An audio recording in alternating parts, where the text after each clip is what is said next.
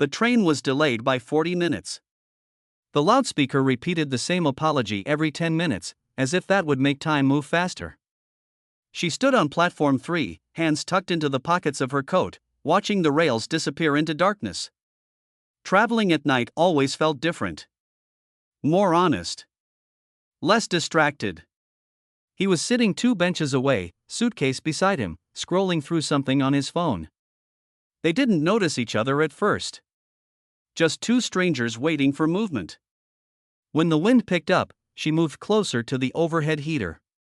He looked up briefly and offered a small nod, the kind strangers exchange when sharing the same inconvenience. The silence between them wasn't awkward, it was neutral. Another announcement. Another delay. She laughed under her breath. I think the train forgot about us. He smiled. Or maybe it's giving us time.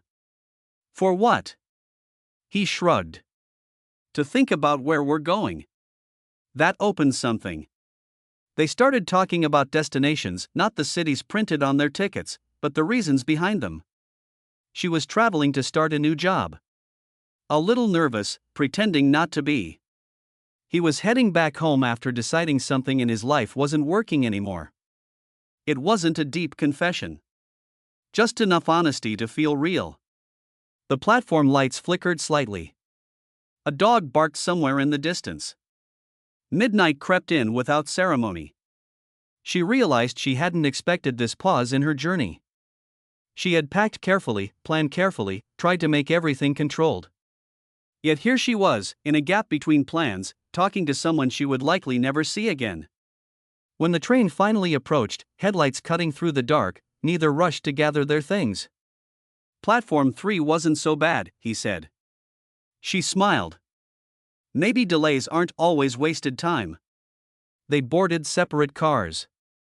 As the train pulled away, she watched the platform disappear and felt strangely lighter. Sometimes the most meaningful conversations happen in temporary spaces, where no one owes you a future and honesty feels easier. Not every connection needs to last.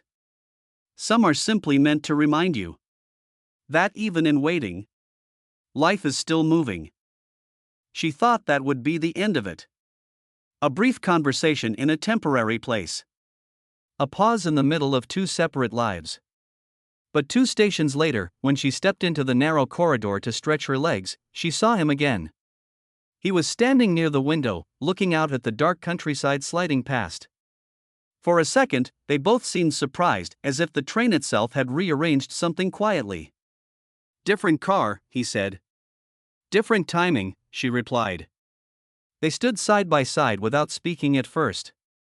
The glass reflected their silhouettes more clearly than the outside landscape. It felt strangely intimate, being strangers who had already shared something real. He asked if she was still nervous about the new job. She admitted she was.